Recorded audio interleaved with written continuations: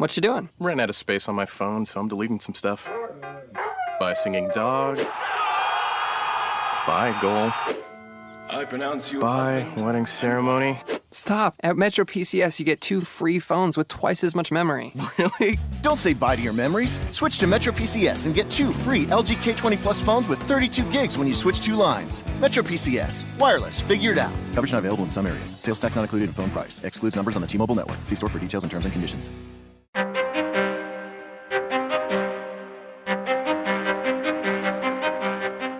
Are you ready to unapologetically unleash your bold and define your life, money, and business? Define You radio class is in session with host the Southern Belle of Bold, Valencia Griffin-Wallace, brings you the stories behind the glory.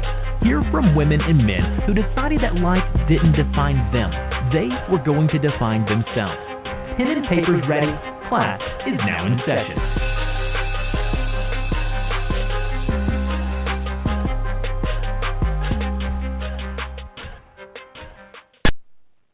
All right, y'all cut out the dancing because this is a serious show. Welcome. I know. Welcome, everyone, to Define You Radio Classes in Session. I am your host, Valencia Griffin-Wallace. If this is your first time listening, welcome to class. And you can connect with the show at defineyouradio.com. Tonight is a very special, hard-hitting, mic-dropping, real show. May 24th, 1994, 23 years ago tomorrow, my mother, who was an addict, a drug user, was murdered. So this show comes on the heels of the anniversary of her death, which always puts me in a space. But tonight, you know, we're going to talk some real stuff. We're talking real stuff. We're talking about how people throw around the word junkie and crackhead. We share videos and post pictures of people with quote-unquote cracked out lips, and we laugh and we think it's funny. But if someone says a racial slur, right? If somebody says a racial slur or something like that, it's unacceptable. Where social media is in an uproar. You know, it's all of a sudden time to protest. But what we don't realize is that those actions, when you call somebody a junkie or a crackhead, it's just as harmful, not just to them, but to society as a whole, and surely to their children. Because every time I see it, I cringe. And the sad part is, I don't know the statistics. You guys could Google it. But I'm sure 100% of the people who post that stuff know someone who has been affected by drug use. It's going to be a serious class tonight, guys. I hope y'all ready. So we're talking about that. We're talking about the aftermath, the aftershocks, because literally my world was shook. Okay? We're talking about the hurtful words and more, all these things that are associated and not associated with drug use. With that being said, I'm introducing a great friend of mine who is an alumni, whatever the correct terminology is, of Define You Radio. She's been on before, and a lot of people know her from social media, but don't quite know the back of her story.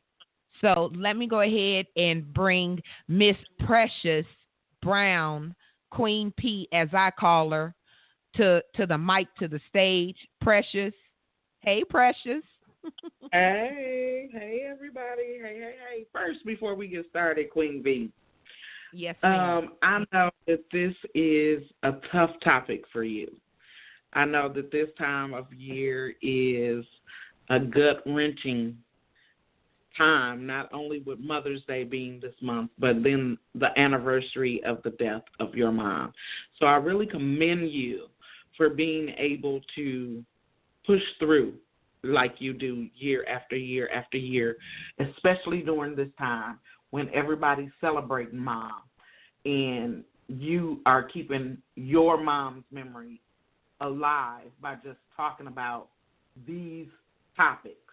So I really wanted to commend you for that. The next thing I want to say is there a group where we're having questions, or am I just supposed to look on a thread? If you guys could post, you could either post on Define You Radio's Facebook page, or if you have questions or comments, press 1, and we will get you on the line. That'll probably be the easiest way. Yeah. Okay.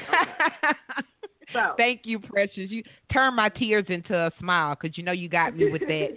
You have to drop the mic and stuff. You always make me laugh. I got your back. I know where your headspace is, so I can help you out right there.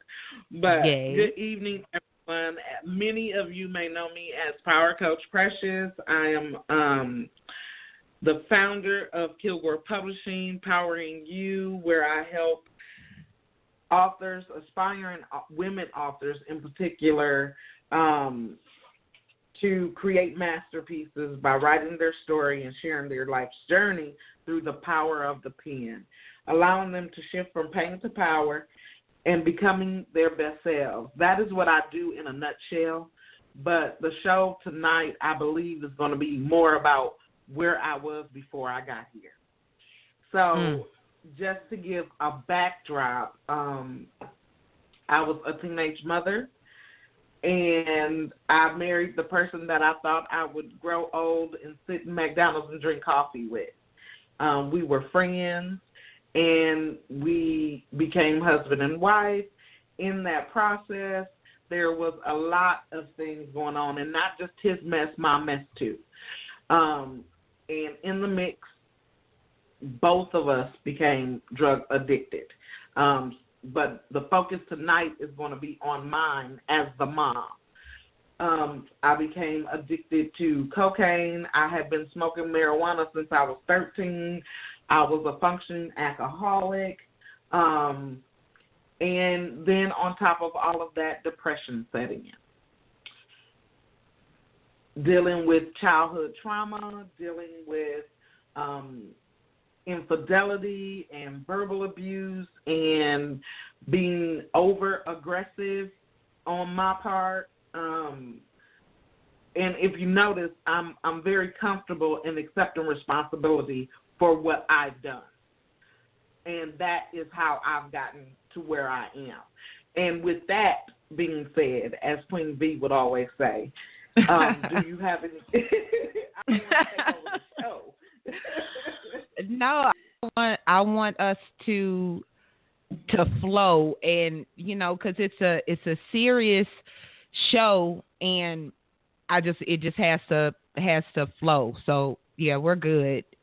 And I'm thank you so much for saying that. And I'm sure people that know you and they hear what Precious did drugs.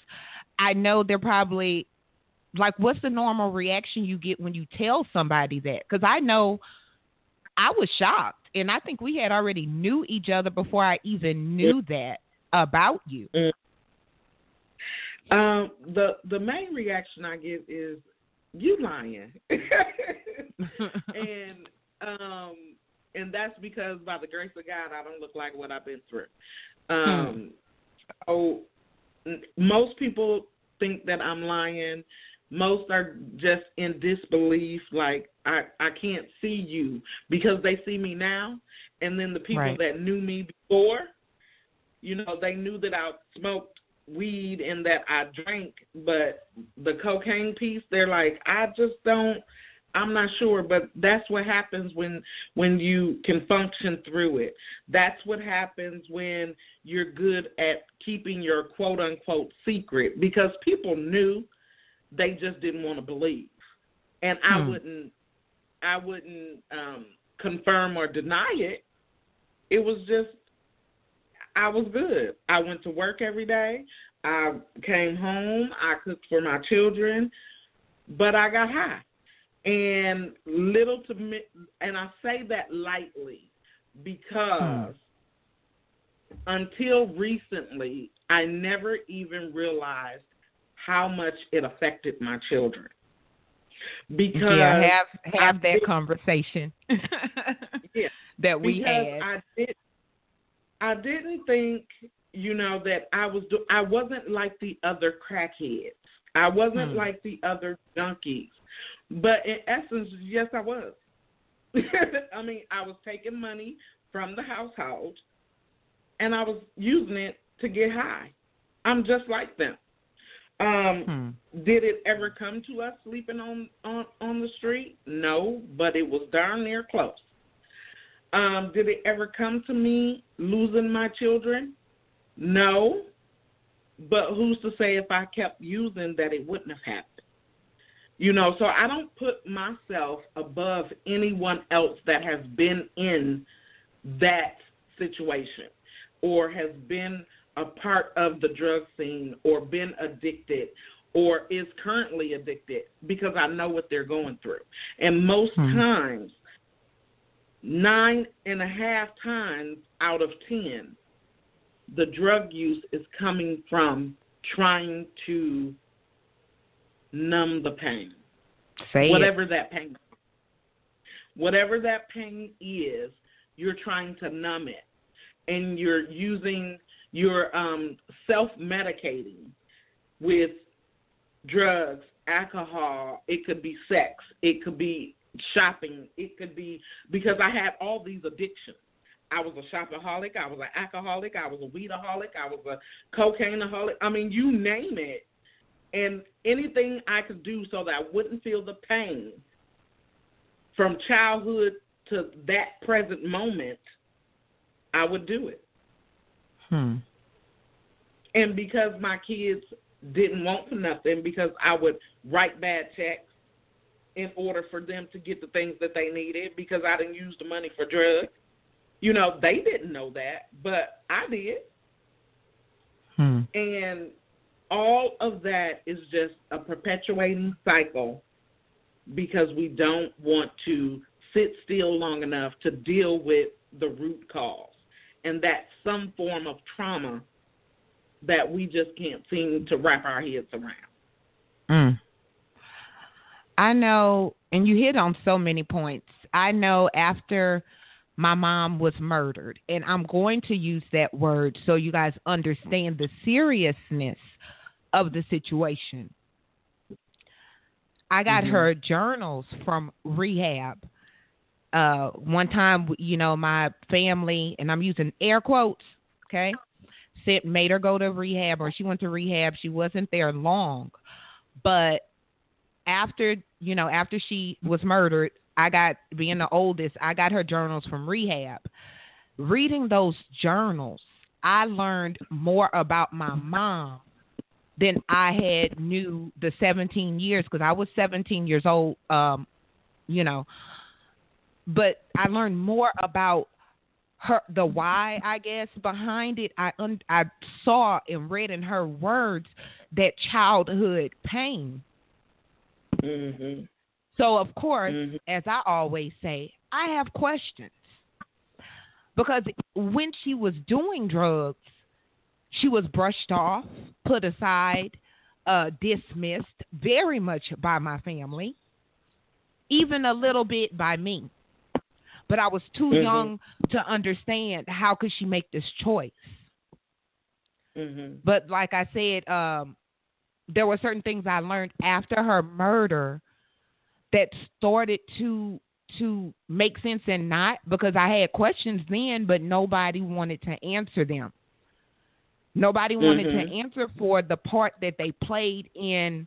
And at the end of the day, yeah, it was her decision to start drugs, and I think I was maybe about 4 or 5 when she started. I don't know. I just remember there was moments when she wasn't high. So I can't say that I remember exactly when she started drugs. I just remember when those moments she wasn't high, because it seemed like she was always high, and then there were moments she wasn't. But I had questions because I feel like if her pain was addressed, then maybe she would not have ended up the quote unquote crackhead that was ostracized and talked about and put out by her own family. Take it away, Precious.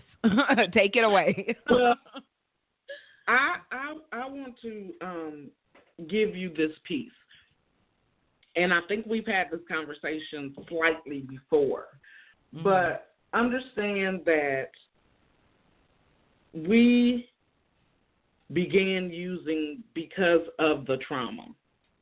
The addiction came when we began to just like it. Because, see, you go from the numbing piece to, because at one point I got high because I liked to get high. It didn't have anything to do with, what had happened. That was the gateway to it. But after a while, I liked it. So that's what I did. But coming out of using regularly, those emotions and feelings came back. So I want to tell you, there may have been times when you say there was times that she wasn't high. Those may have been the times when she said, okay, I'm done. I'm not going to do this no more. I'm going to take care of my girls, and this is what it's going to be.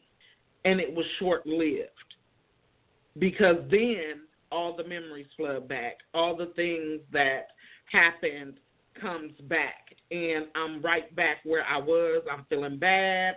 Everybody talking about me. I'm just going through. So I said that to say, don't think that people ostracizing your mom or people ostracizing drug addicts, period, is a form of them not really understanding. And I'm going to tread lightly, because some families, and I can only speak for mine, some families just don't deal with stuff. Right. They just don't. Our parents grew up in an era where children were seen and not heard, and we came under that same thing. They came in the era of what goes on in my house, stay in my house. We came under the same thing. And now we are becoming the life cycle breakers, so to speak, because we talk about the elephants in the room. We talk about the drug addiction. We talk about the things that no one wants to talk about, okay? So in the family's view, it was she needs to deal with it. Right. And I'm talking about my family. There were certain things that happened that it was like, oh, it happened to me and I got over it, so you should be able to get over it. And because I didn't function in that manner, I chose to escape through other ways, then that was my choice. I didn't become hardened. Because if you notice, a lot of our older women are hard. They don't show emotion. They don't, talk about feelings. They don't talk about their past. They don't do any of that. And part of it is because they're hardened.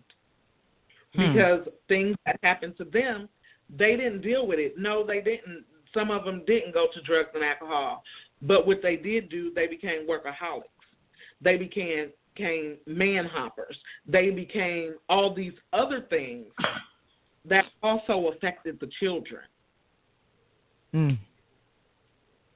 So when we talk about drug addicts being ostracized, it's mainly because it's something that's being done that the family doesn't understand.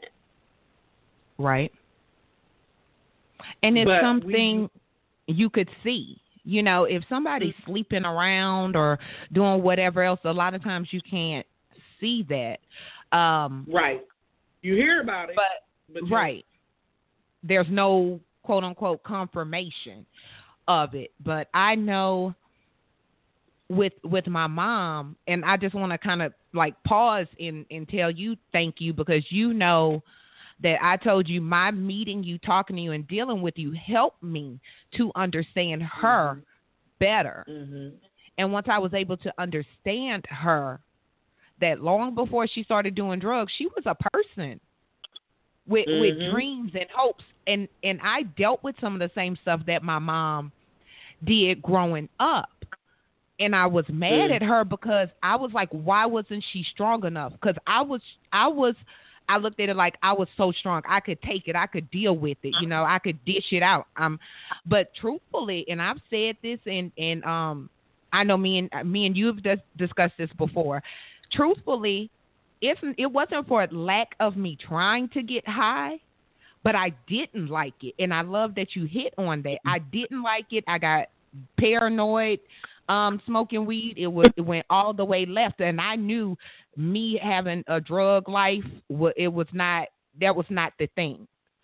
But I thank God for that, because I do have or had 2 addict parents. And then, and I posted the commercial on Facebook the other day, that commercial that says parents who do drugs have kids who do drugs. So I knew I was going to be a drug user, because the doggone commercial between my cartoons said it. My doggone family said it.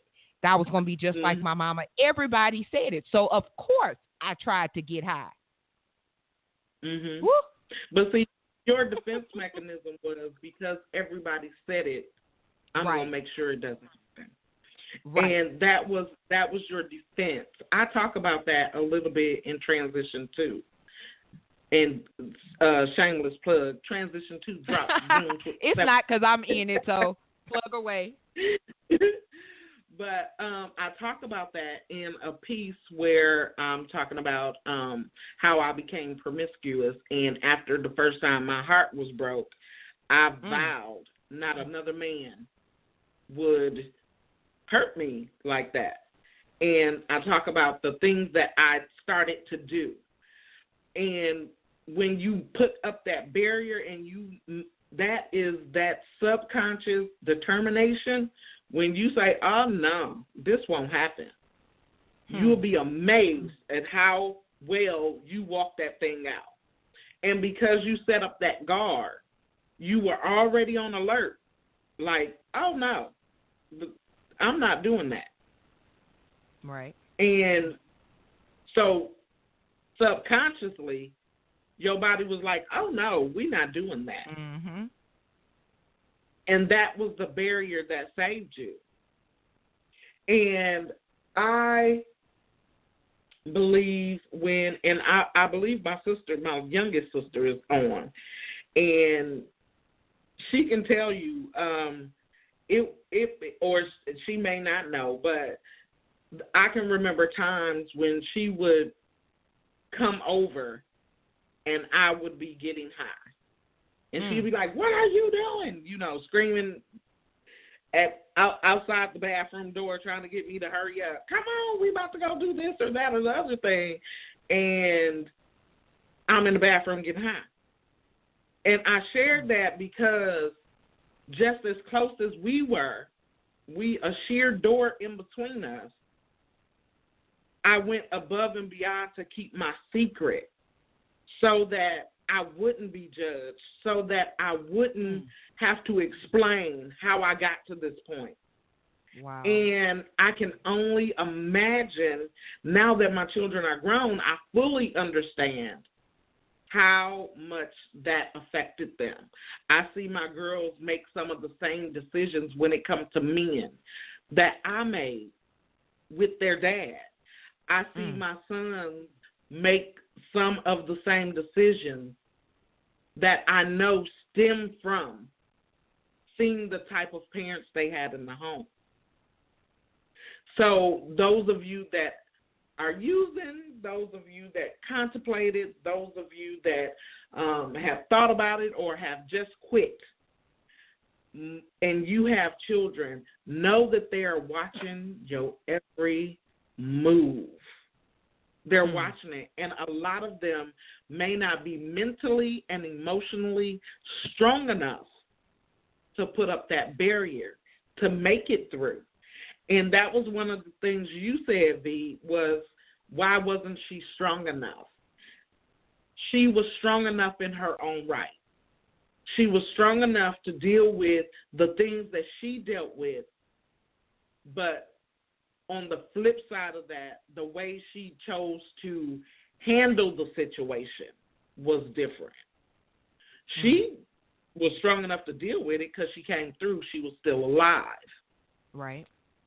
But after the incident, after the traumas, is where the breakdown came from. And unless you've been a user on some hard stuff, you won't even begin to understand, one, the craving that your body has once it has used that thing, and two, the mindset when you go into it. You just want it to stop. Whatever that is, whatever your it is, whether it's pain, whether it's the voices in your head, whether it's the everyday, relationship issues, whatever that it is for you, you just want it to stop. And your way of getting it to stop, because when you're on drugs, your mind is altered.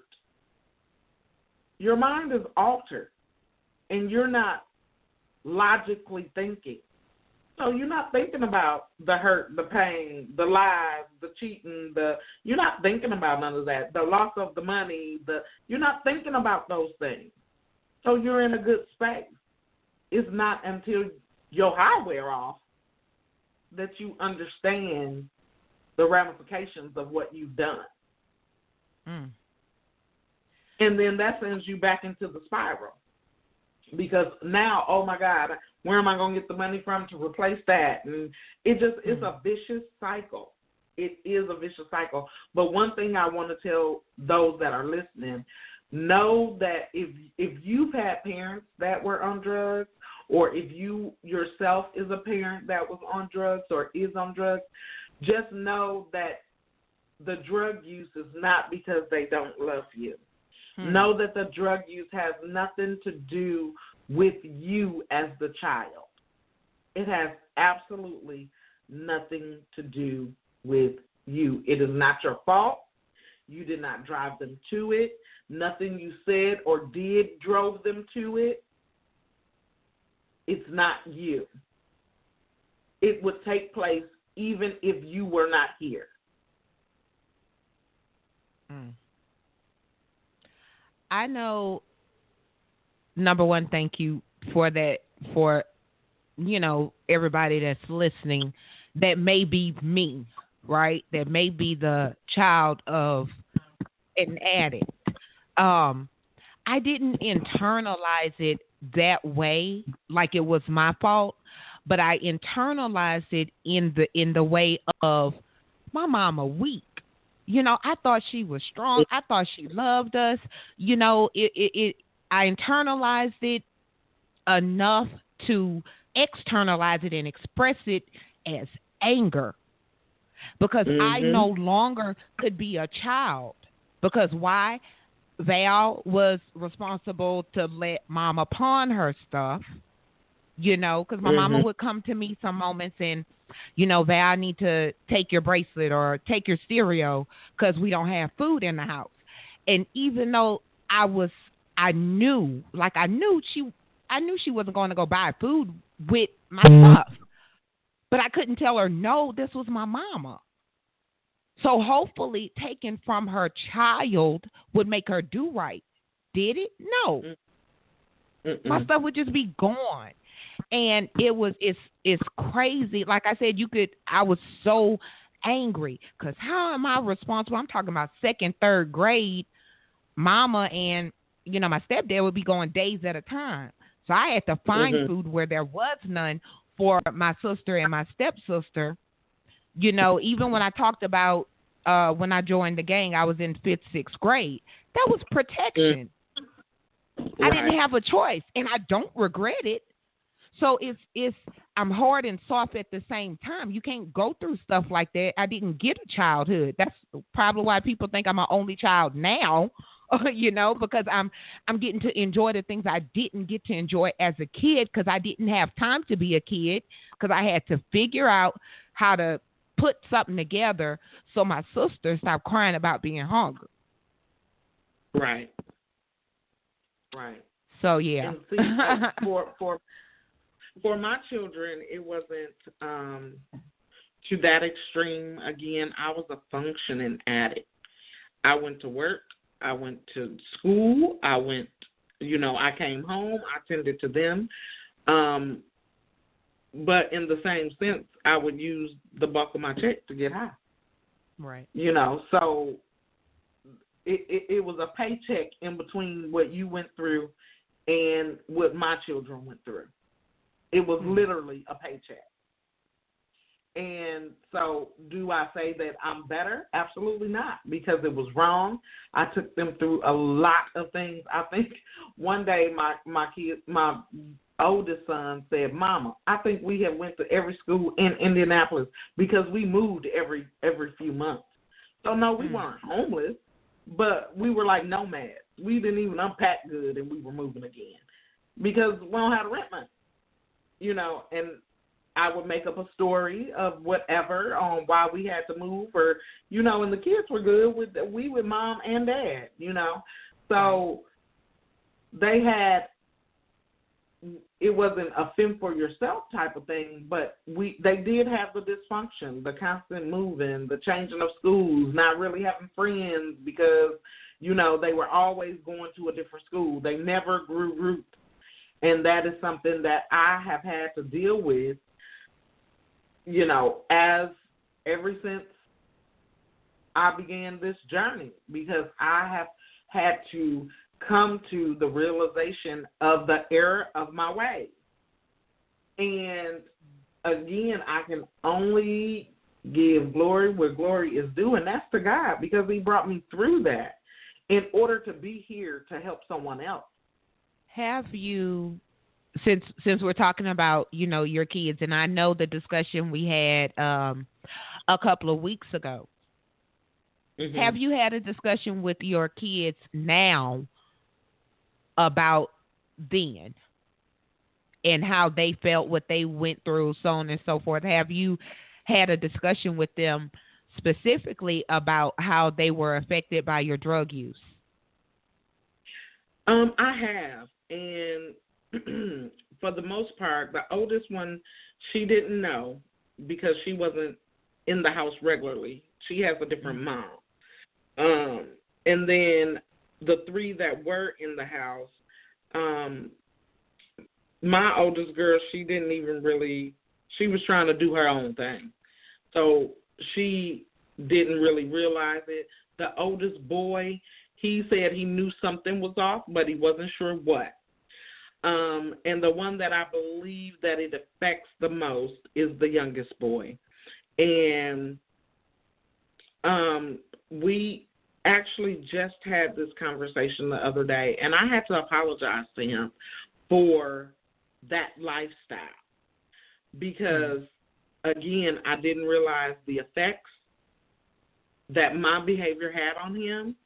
And right now, today, he is struggling to stay sober. So, and that's what brought the conversation up. Just with dealing with him and the urges, because that it was a norm in our household. It was a norm. So for him not to do it is not normal. You know what I'm saying? Because in his mind, this was the thing to do. So now to hear me, who did it, say, "Son, that's not something that you want to do. That's not the road that you want to take."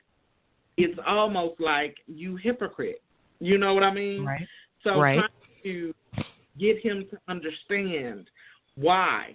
And the only way I can do that, and he and I talk regularly about this, because I want him to understand that when your son gets older, do you want him in this space? because Wow. at some point we have to break the cycle. The cycle has to be broken. Now, has he smoked weed? Absolutely. I'm talking the hardcore drugs.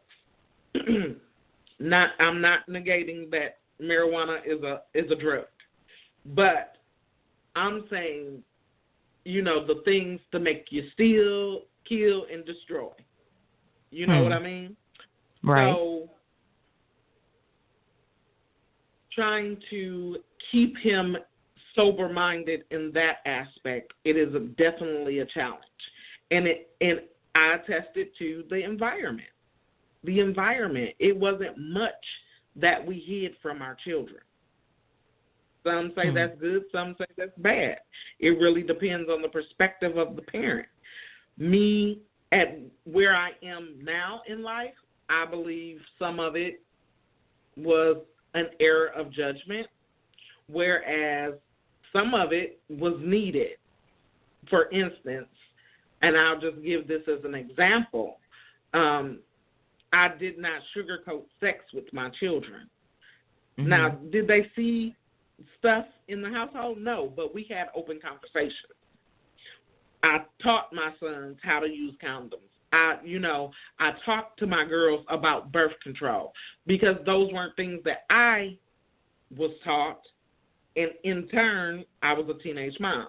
Now, on the flip side of that, both of my girls are teenage moms trying to break the life cycle. And it's the same thing with drug addiction. And I told them a long time ago, once you get a taste of it, it can take control. It takes control because that seed has already been planted. And all you did is watered it. And if it grows faster than you can dig up the seed, it's a done deal. That's I could only imagine, because of course I see it from the child's adult child, however you want to phrase it, point of view. And guys, if you have questions or comments, I am opening the line tonight. Feel free to press 1 on your phone. If you're listening online, you can comment on, Precious has it posted. It's posted on my page or Define You Radio's Facebook page, whatever you are comfortable with, because we can't stop something that we won't address. Absolutely.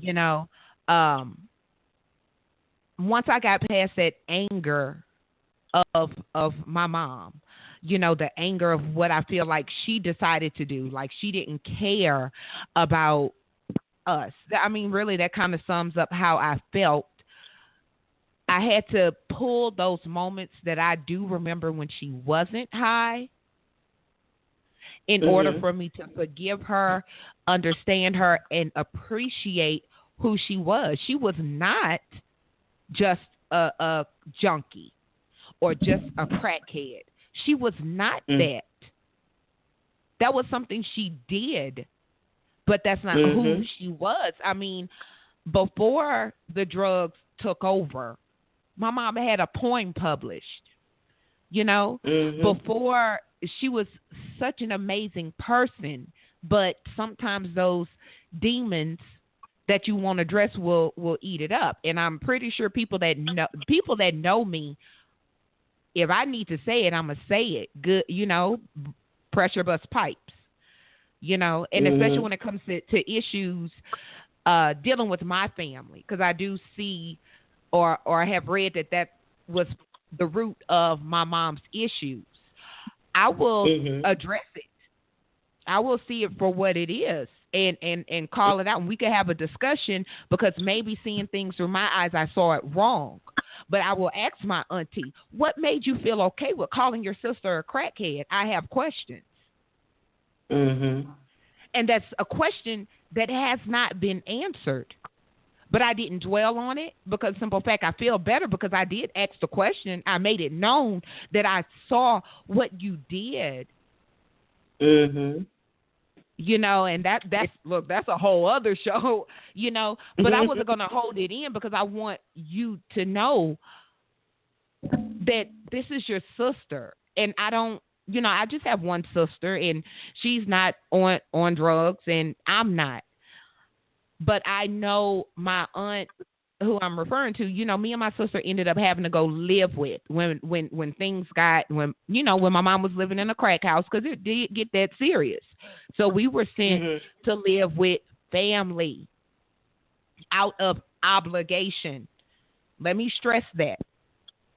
Out of obligation, we were sent to live with family. So the talk of the crackhead in the family, it wasn't no longer words that were whispered outside. I was hearing it daily. Mhm. So, yeah, that's my 2-3 cents on that. So when Precious said earlier about kids knowing, I knew the whispers. I knew what was said, and I was embarrassed that was my mom. What can I say to defend her? I mean, they were saying the truth. Right. And when you said about, I was going to say, when you said about, when you enjoyed it after, when you got that feeling, the door was open and you enjoyed it. 3 weeks before my mom died, and I think me and you talked about this. Some people know, but 3 weeks before my mom died, me and her had a conversation because she told me what to say at her funeral, right? Mm-hmm. I'm not going to get into that because then the show will be over because I'll be crying. But long story short, her one of the things she said to me was that she enjoyed doing drugs. And she said regardless of that, she still loved her girls. That was exactly that was part of what she wanted me to say at her funeral. Mind you, this was 3 weeks before she was murdered. So she wasn't sick, but 3 weeks before she was murdered, she told me what to say at her funeral. And I was like, Mom, why don't you just stop? Why don't you just stop? Because, to me, it makes sense. It's not good. Why don't you just stop? And she was like, I enjoy getting high. Mm-hmm. Precious, the mic is yours. Why don't you just believe me when I tell you she had that conversation with herself? Believe me when I tell you. I had that conversation with myself. I would talk to God while I was getting high. Wow. Like, what's wrong with me? Why can't I just stop? And it is such a strong craving on your body. That's the only way I can describe it, is such a strong craving. I mean, like, it's almost overpowering to the point of that's the only thing you can think about until you do it. And then once you do it, you're fine. And it is just a cycle that it starts out with covering up the pain, then it goes to I really like this space that I'm in. I don't have to think about anything. All I have to do is function enough to get, what I need done, and then I can go and boost myself back up again. And then it's time to go to sleep, and we get up and do it all over the next day. It is never a point of, at some point it is unconscious that you do it. It's not as deliberate. I mean, you could be somewhere and somebody could say something about it, and it's like you got bat ears. You can hear them talking about it in a whole nother section of the house, and you're like, oh, I'm going to go back here. And you don't even know what's going on. You just, I'm going that way. But, so don't think that conversation wasn't in her head, too. Like, why can't I just stop? Why can't I stop? Hold on, Queen P. We have a caller. Hold on one second. Area code 810. You're on Define You Radio. Welcome. Thank you. I have a question, Precious.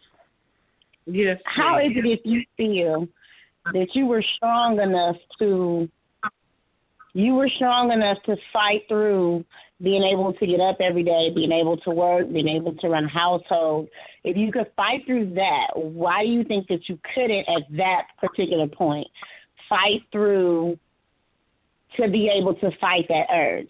Because, I mean, in all honesty, we have another sister, and just looking at the parallels, you see the difference in one being able to fight through to the point where, you know, you still have a household, you still have whatever, versus the alternative. So if you had that fight, I'm just asking, like, why do you feel like you didn't have the fight at that point to fight the urge? And you did, and you did a damn good job. You know, just for me, you did a good, because I didn't know. So I'm just asking, like, how was you able to fight that much but not fight enough to fight through or fight over it? It was easier to get high and fight through everything else. And Venus, for those that don't know, that's my little sister, Venus. And you were there. You knew what the relationship was like. You knew what the home life was like, up close and personal. And it was easier to deal with everything that was going on high than it was to not. So at that point in the relationship, it was just easier for me to make that fight being elevated. And it wasn't until after the break, after the split, did I say, okay, now you need to get your mind right all the way. I mean, I went through that struggle a lot in the relationship, but it wasn't until after the split that I knew 100% that I needed to go gung-ho and make that fight to break free of that bondage of the drug use. Yeah, it was just easier for me to fight that fight being in the mindset of being high. It just was. Why exactly? I'm not sure. But for me, in that situation, it was easier. And that sounds crazy to a lot of people, I'm sure. But that's just how it was. That is the way I functioned. Okay. Thank you so much, ma'am. Thank you. If anybody else have any questions or comments, feel free to press 1 and we'll get you on the radio.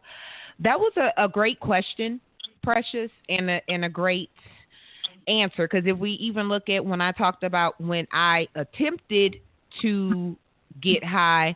Hold on, we have another caller. Thank you guys so much for the love and everything. So hold on, let me get the other caller on. Area code 213, go ahead.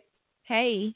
Hi, hello, this is Elaine Clark. I'm calling from Inglewood, California, and I just would like to commend Precious, first of all, for showing her authentic self and standing in.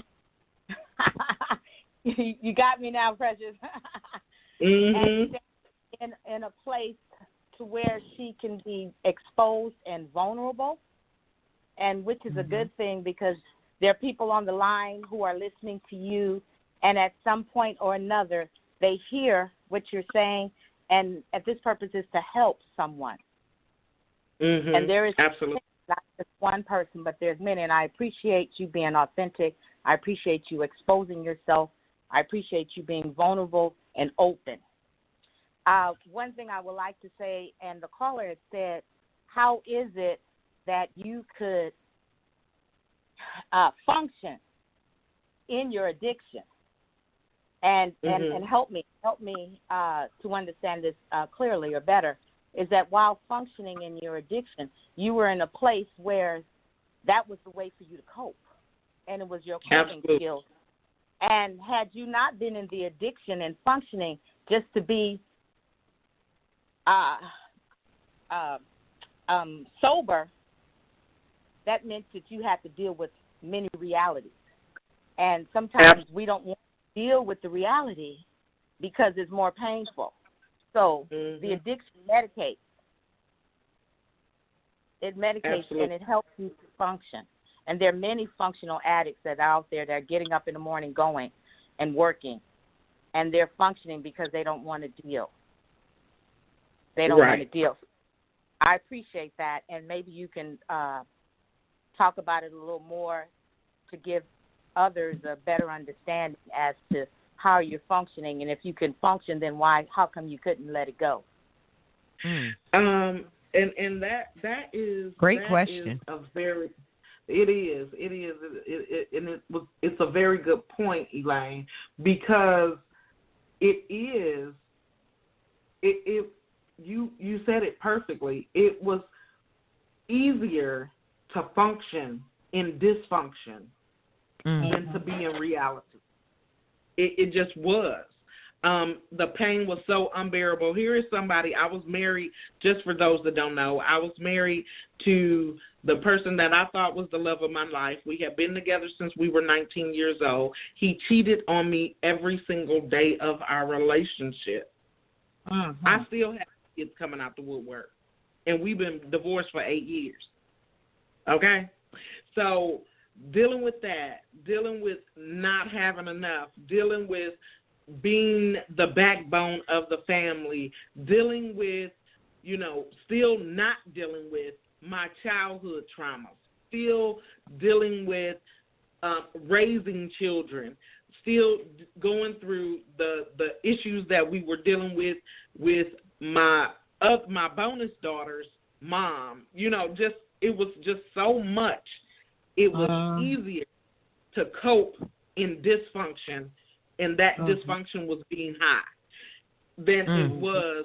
I believe that was my coping mechanism, but I really, truly believe I would have had a nervous breakdown had I not been, because it was just so much. It was so much, so many different places that I wouldn't have been able to stand on my own or get to this point without medicating. Because either I would have been psychotropics from a doctor who would have made me a zombie, because I tried that too. I went to counseling, got Zoloft and Prozac, and I was walking around like a zombie. I mean, so it was one or the other, and I just functioned better with the illicit drugs. Yes, thank you Great. for that. I know you'll help somebody. Thank you, caller. Wow. That time went by fast. It did. That time went by. It does, because this is such a topic that needs to be discussed. And to me, it's more powerful when you look at people on the other side, because I never forget when Miss Stephanie, you met her at the event last year. But when Miss Stephanie first met me, she was like, Valencia, I could tell that you were raised in a good, solid family, and, your mom must really be proud. And I was like, well, actually, and then I dropped the mic. Because we do have, society has a whole stigma and what they think it looks like. If I was out selling drugs or my body or went all the way left. Now, mind you, I did go through some destructive behaviors, but that stubbornness in me was too strong to prove that commercial right. That stubbornness in me was too strong to prove the family that said I was going to be just like my mom. I was too stubborn to prove them right. So you know how people say, you got to prove them wrong type thing. It wasn't about proving anything except that I'm more too stubborn to accept what you say. Right. Or to accept that. So, as we get, towards the end of the show, I want to, number one, thank you. And I want, what advice would you give someone that's dealing with drug abuse right now? I would suggest to that person, to my old self, because that's who I will be talking to put your life in perspective. If what you've gone through or what you're going through hurts that bad to where you have to medicate it, think of what you need to do in order to change it. Because life isn't about pain. Life isn't about walking in a fog. Life isn't about just allowing things to happen. Life is about living abundantly. And in order to do so, we have to start by putting our life in perspective. And what some people may say, zoom out and look at the big picture. See what it is. Frame what it is that you want to see so that it can be. And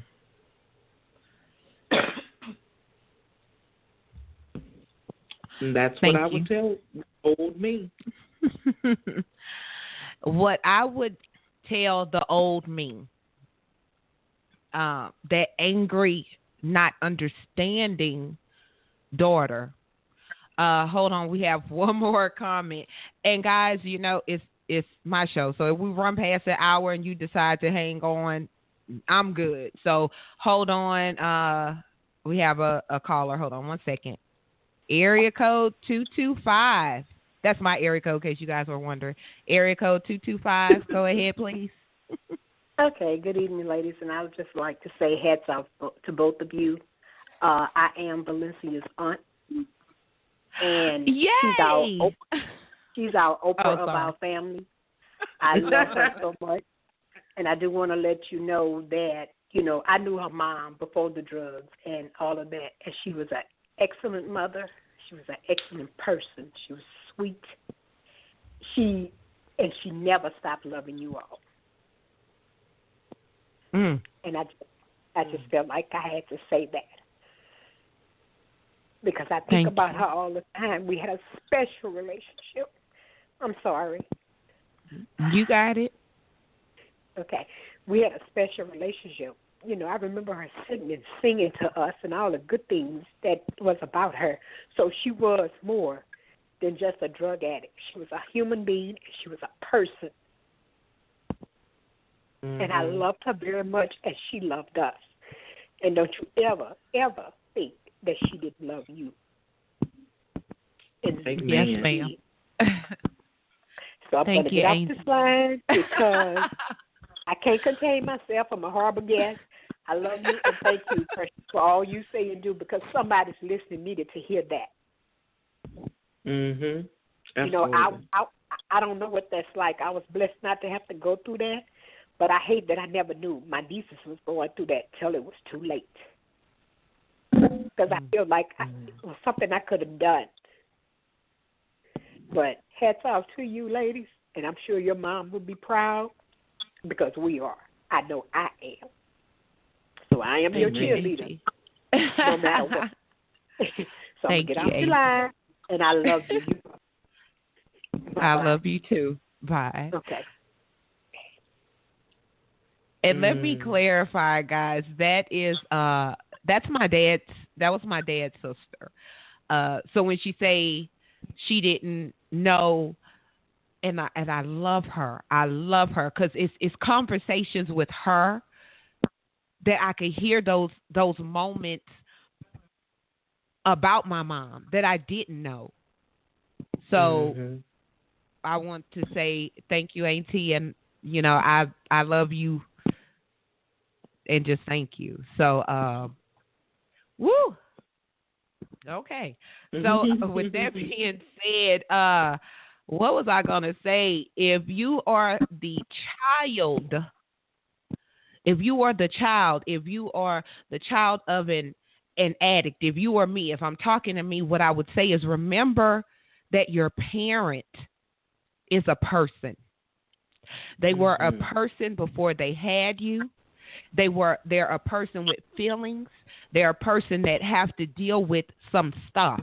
Remember those moments when they weren't high. I don't care if it's just 30 seconds out of your life.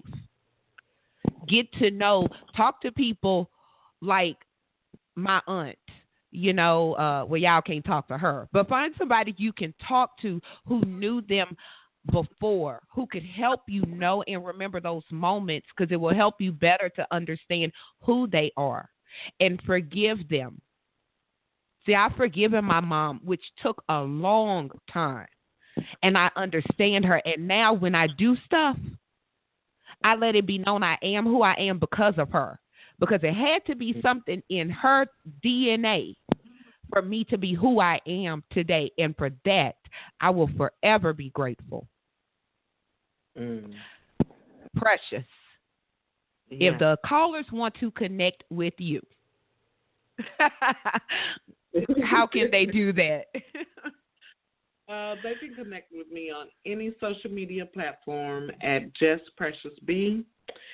You can also meet me in the Masterpiece Gallery is a Facebook group that I have created for those that are aspiring writers or women in general that just need some inspiration, motivation, and encouragement to be empowered and live their best life. And I am also I have a page, create or pin a masterpiece. Make sure you like that page. So social media is where I am most of the time, and when I'm not, it's because I have unplugged. So that's how that rolls. Yay. Thank you so much, Precious. I knew this discussion could only happen with you. So I just want to thank you with that. I know, my welcome. Queen P. Guys. Thank you for. Yay. Make sure now all of Precious information you could, it's on the show notes if you're listening online. It will also be on Define You Radio's Facebook page. With that being said, guys, if you enjoyed tonight's class, if you learned something, if you got something from it, let us know on Define You Radio's Facebook page. I'm dropping that again. Like the page, love it, share it, just comment, let me know what you thought. Inbox if you have private thoughts, whatever, just stay connected. You're not in this alone, because in all my boldness and my queenness, at the end of the day, I know where I came from, and I came from that. You can subscribe to the show on iTunes and Google Play. Let me add that too. If you want to learn more about defining your life, you could join us in Define You Movement, where class is in session, real raw and 100% queen-like, 7 days a week on Facebook. As usual, guys, I close with the quote. And this one is one I just made up in my head, but I loved it. My past or DNA doesn't define me. It is what I learned from it and what I do with that knowledge that empowers me. With that being said, guys, pens and papers down. Class is officially over. Thank you again. Thank you, honey.